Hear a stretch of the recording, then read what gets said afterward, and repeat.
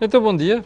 Edição do dia 9 de agosto do ano da graça 2022. Esta é a sua Cor do Dinheiro, análise semanal de economia e política portuguesa e também internacional que diz respeito a Portugal. O meu nome é Camilo Lourenço e, sem mais delongas, vamos ao programa de hoje, porque, tal como o de ontem, é um programa longo. Ora, vamos começar por onde? Vamos começar por uma mensagem que me foi enviada por um espectador, mas eu gostava que você ouvisse isto, porque eu acho que é belíssimo. E vou começar por um pedido de desculpas. Primeiro, ontem nem sequer fiz referência a uma notícia triste que nós conhecemos no fim de semana. Que foi, aliás, fim de semana não, sexta-feira já tínhamos fechado. Estou aqui a acertar a câmara, desculpe lá. Já tínhamos fechado a edição de matinal de sexta-feira, que foi a morte do Jô Soares. Aquilo que nós conhecemos todo como o Gordo. Aqueles portugueses mais velhos, aqueles que nos anos 80 começaram por ver o programa dele na televisão portuguesa e que perceberam que o humor português mudou com ele, mudou muito com ele, todos temos de estar gratos à figura que nos deixou. Esse foi o primeiro ponto, eu já lhe vou passar aqui um apontamento. O segundo foi, esqueci-me ontem de dar novamente os parabéns ao Fernando Pimenta, que mostrou de forma brilhante aquilo que ele é capaz e que Portugal é capaz de fazer na canoagem. Mas vamos ao nosso querido Gordo. Ouça, por favor, este poema que ele declamou recentemente, ok? Não chorem à beira do meu túmulo, eu não estou lá. Estou no soprar dos ventos, nas tempestades de verão e nos chuviscos suaves da primavera. Eu sou a pressa inquieta dos ruídos da cidade e o silêncio das madrugadas. Não chorem à beira do meu túmulo, eu não estou lá. Estou no brilho das estrelas perfurando a noite e no cantar alegre dos pássaros. Não chorem tristes à beira do meu túmulo. Eu não estou lá. Eu não morri. Eu sou a vida incessante e livre que corre nas águas do rio. E pronto. Eu acho que isto reúne, ou melhor, acho que isto simboliza e sintetiza aquilo que foi Jô Soares. Antes de irmos ao programa, aliás, não, já no programa de hoje e na agenda, deixe-me lá aqui percorrer o que nós escrevemos. Então é assim, ontem à noite, como sabe, como já deve saber, o FBI, Federal Bureau of Investigation, foi fazer uma busca à residência do antigo presidente Donald Trump, Mar-a-Lago, na Flórida. Aquilo é uma coisa horrorosa do ponto de vista arquitetónico, bem ao gosto daquele kitsch americano, se é que se pode dizer. E a reação do ex-presidente Trump foi significativa, foi exemplar. Aliás, manchete do Financial Times: Donald Trump says FBI agents have raided his Mar-a-Lago residence. Raided, imagine só. Bom, mas como se isto não bastasse, esta manhã fizeram-me chegar aqui o comunicado do Sr. Trump. Então eu vou-lhe ler aqui mesmo em inglês, que é para você perceber a dimensão da pancada. These are dark times for our nation, as my beautiful home Mar-a-Lago in Palm Beach is currently under siege, raided and occupied by a large group of FBI agents. Nothing like this has ever happened to a president of the United States before.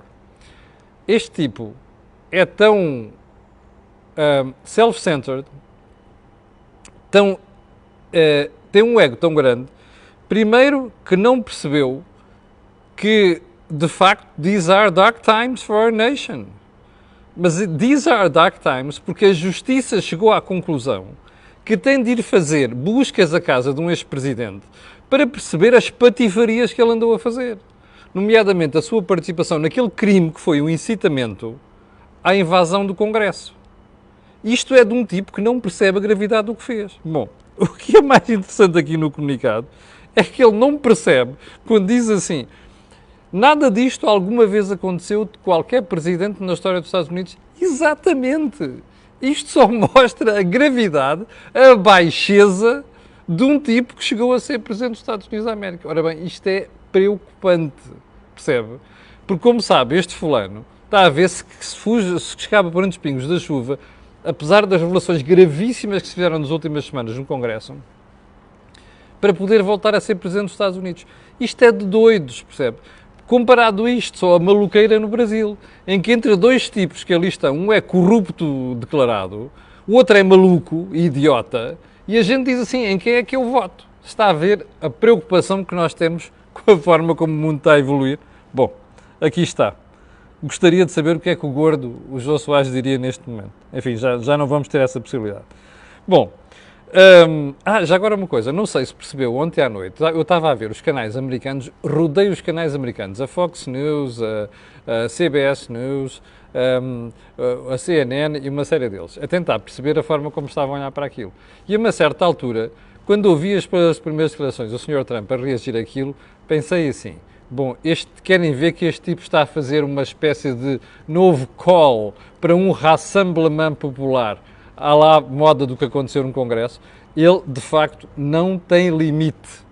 Bom, espero que nunca mais volte a ser candidato, seja o que for, e muito menos à presidência dos Estados Unidos. Isto só desonra a imagem dos Estados Unidos. Bom, vamos aqui a duas brincadeiras aqui ao lado, em Espanha. Uma é brincadeira, a outra é séria. A primeira é o AVE, o comboio de alta velocidade espanhol, esteve parado ontem, durante um elevado número de horas. E sabe porquê? Por causa dos roubos de cabos na linha do AVE. Está a ver o que isto chegou? Roubo. Desapareceram cabos. Portanto, questões de ligação elétrica. Está a ver? Bom. O segundo ponto, que é gravíssimo. Como sabe, a América Latina tem dois novos presidentes. Um, que é meio maluco também, no Chile. Gabriel Boric vai engolir tudo aquilo que anda a dizer e a fazer.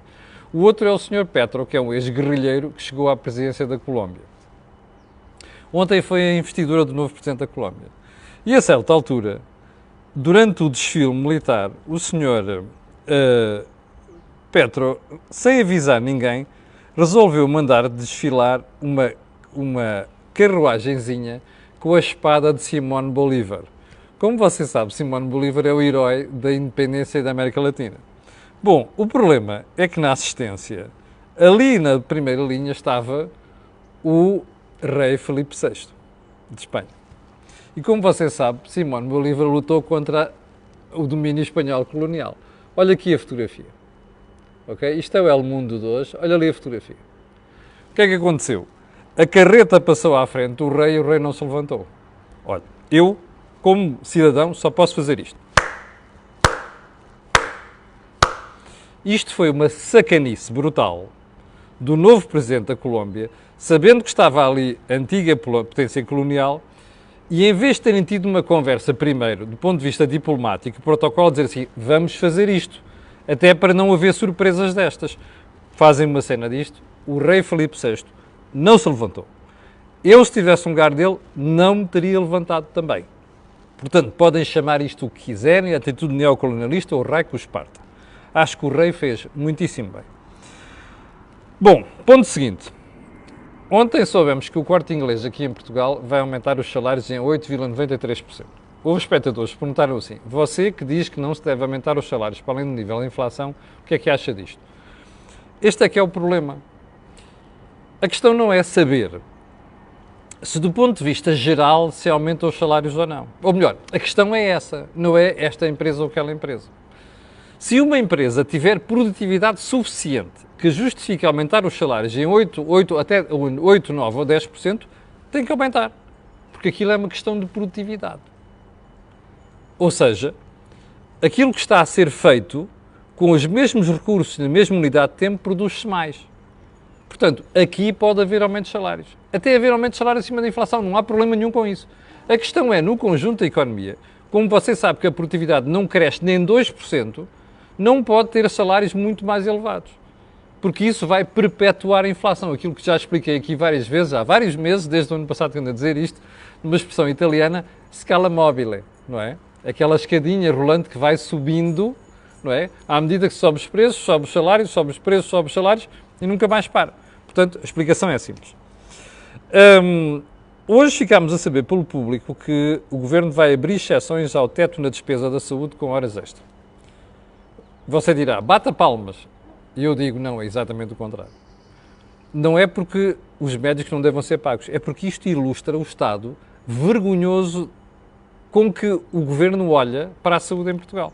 Que é assim, não há plano nenhum, percebe? Não há estratégia, não é nada pensado com pés e cabeça. É assim, toma-se uma medida.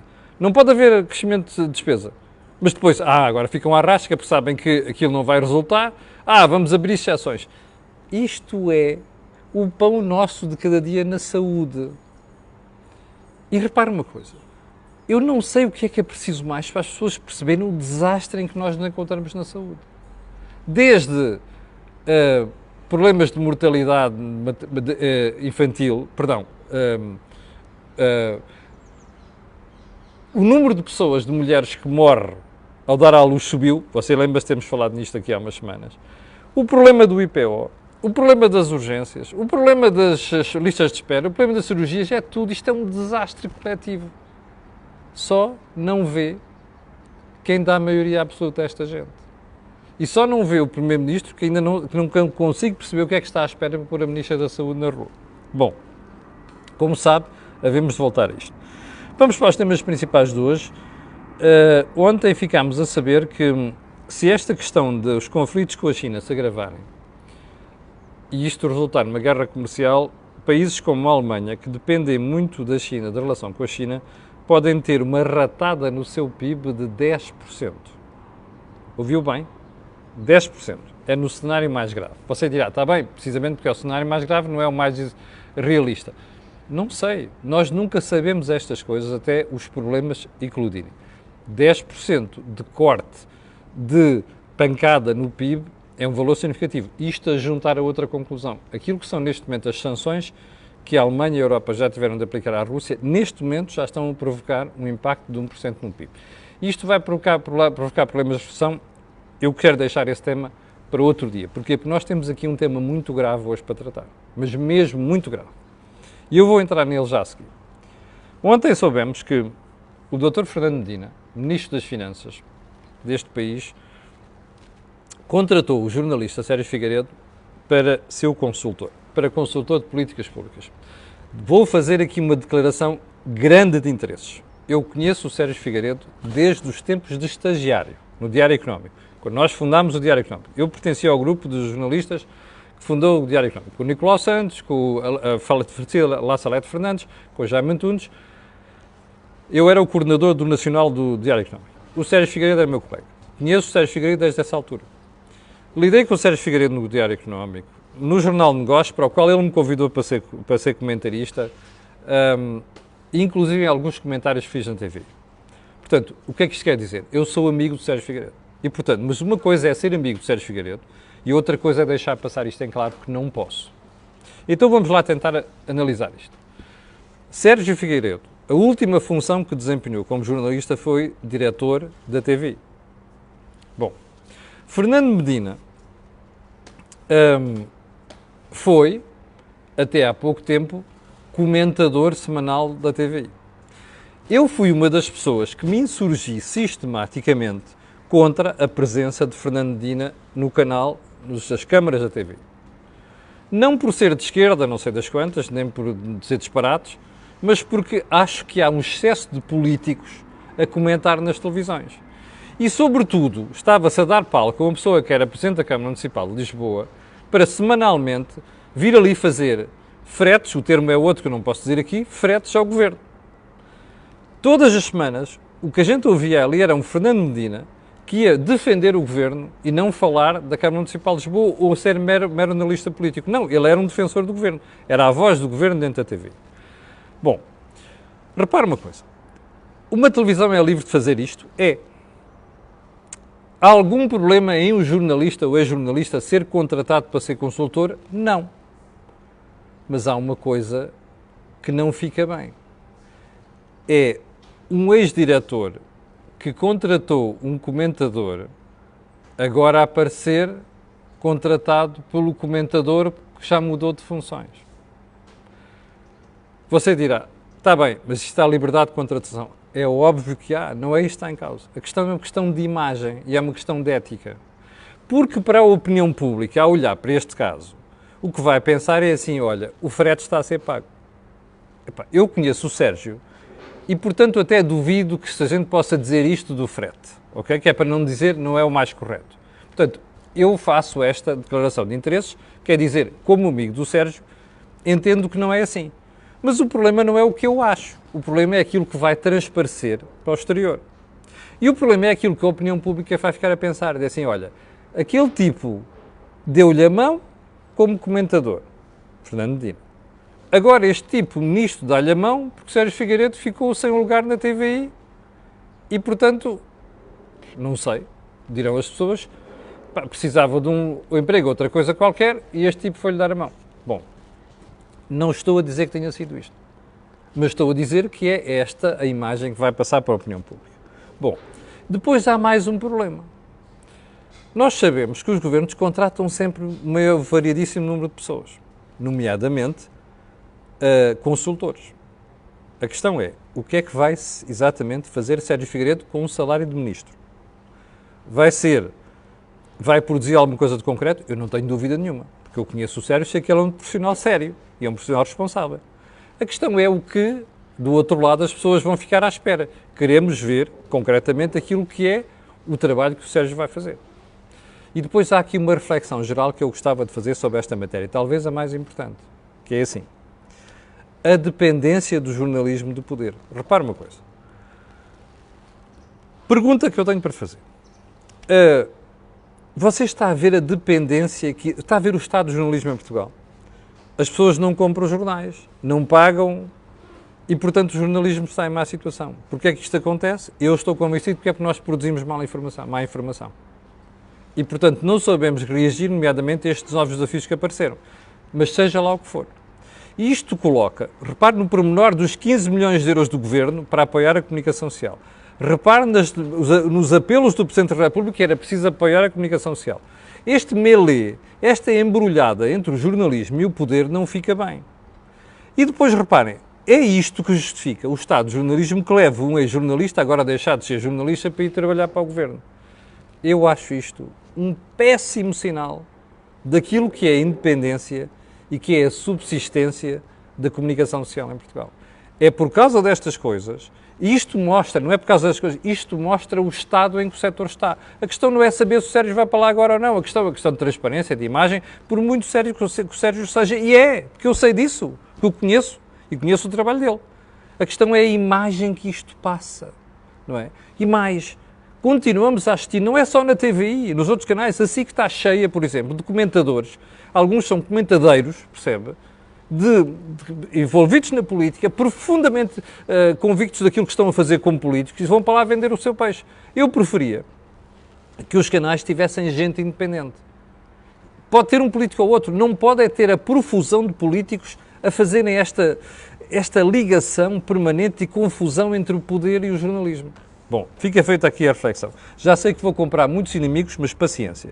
Até porque hoje em dia não dependo dos meios de comunicação social e, portanto, estou à vontade para dizer aquilo que penso. Bom, quanto tempo é que chamamos? Tempo 20 minutos, meu Deus. Bem, eu não sei se reparou, entretanto, vou-lhe mostrar aqui na manchete do meu jornal de hoje, do Jornal de Gosto. Está ao contrário, peço desculpa, que diz aqui a crise climática vai provocar uma pressão sobre a dívida de Portugal já a partir de 2024. Bom, isto é uma análise da Comissão Europeia que fez stress tests à deterioração da crise climática. E se houver um agravamento de 1,5 graus, diz a Comissão Europeia, isto vai criar uma série de problemas em vários países. Naquele país que nos interessa, que é Portugal, diz a Comissão Europeia que a temperatura pode subir diz que a dívida pública, a partir de 2024, vai começar a subir. Nós dirá você, mas isso é, no pior dos cenários, 1,5 graus, não interessa. O que interessa perceber aqui é a exposição a que Portugal tem a esta matéria. E repare uma coisa, nas atuais circunstâncias, ter agravamentos de dívida pública é conseguir exatamente o contrário que o Governo está a fazer, que é limitar seriamente aquilo que é a exposição que Portugal tem aos mercados, até para se diferenciar dos mal comportados. Lembra-se dos mal comportados. Não havia mal comportados em 2014, 2013, agora há mal comportados. Está o PS no poder, dá jeito de fazer estas coisas, de se chamar mal comportados. Bom, eu ia tratar aqui de um outro assunto que é a manchete do Público de hoje. Eu vou-lhe mostrar porque é um assunto que irei voltar amanhã, porque nós já estamos aqui a violar vergonhosamente o nosso tempo. Então, a manchete do Público diz assim: apoio do PRR a empresas em dificuldades ainda não saiu do papel. Trata-se do programa Consolidar, que foi criado no âmbito do PRR, Plano de Cooperação e Resiliência, que não há maneira de sair do papel. Porque parece que o Banco de Fomento tem lá aquilo tudo embrulhado, são 33 empresas que se candidataram e parece que não conseguem produzir uma decisão. Eu vou deixar este assunto para amanhã porque, além de ser sério, é grave e ilustra aquilo que é a imagem e a situação em que se encontra a economia portuguesa. Já agora, antes de me ir embora, vou-lhe mostrar aqui um índice europeu que mostra, Digital Economy and Society Index. Portugal subiu um lugar, mas está muito mal colocado, nomeadamente por causa dos atrasos no 5G. Mas o que é curioso ver aqui é que Portugal já foi ultrapassado por outros países que estavam muito mais atrás de nós ainda há pouco tempo. O que é que isto confirma? Outro péssimo sinal que está a acontecer na sociedade e em Portugal, que foi todos estes atrasos que nós tivemos, nomeadamente com o 5G, está a ter um impacto significativo. Já agora, vou-lhe fazer a antecipação de mais um problema. Você vai ver que daqui a uns tempos vamos ter a Anacom e mais uma porrada de gente a dizer assim: o 5G não chega a uma série de sítios, que é o mesmo dizer que nas zonas rurais o 5G tem dificuldade em chegar. Deixe-me só dizer-lhe uma coisa. Espanha está com o mesmíssimo problema. E sabe qual é o problema? É que o poder não percebe que o 5G não faz sentido em zonas onde não há atividade económica. Não vale a pena estar com esta história. Isto é um investimento pesadíssimo para os operadores e se o governo quer 5G ali, que pague. O Estado que pague, o contribuinte que pague. Não se pode pedir que se vá fazer investimentos numa zona onde não tem utilidade nenhuma. Porque o 5G é uma coisa que diz essencialmente às empresas, à indústria e a uma economia mesmo local mais avançada. Bom, eu não vou embora sem lhe ler aqui uma frase da semana, que é para você ver a pancada que às vezes existe em Portugal. Isto é a frase da semana, não, é a risota da semana. Isto está entre aspas, ok? Está no Público.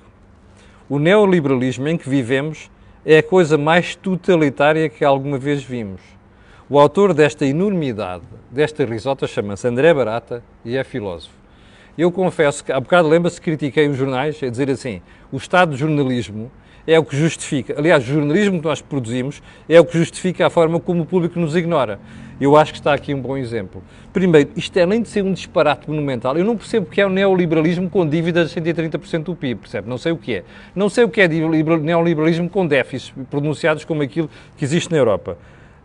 Mas sei uma coisa: em Portugal dá-se muito espaço e facilmente espaço ao disparate, como se vê aqui. Só posso atribuir isto a falta de notícias de informação no verão. Por um tipo que não percebe nada de economia dizer um disparate destes, bom, está tudo explicado. Bom, chegamos ao final do programa de hoje. Quero agradecer às 5.700 pessoas que estavam ainda em direto há bocadinho. Quero pedir a estas e outras pessoas que vão ver aquilo que peço sempre, que é colocarem um gosto e fazerem partilha nas redes sociais. Já sabe porquê. Aquilo que houve aqui não houve mesmo em mais lado nenhum. Obrigado, com licença, tenham um grande dia. 18 horas, Think Tank, eu, Jorge Marrão e Joaquim Aguiar, à distância. Não vamos deixar perder aquilo que é a análise da semana e vai gostar dos temas. Quanto a nós, ver-nos-emos amanhã às 8 da manhã. Com licença.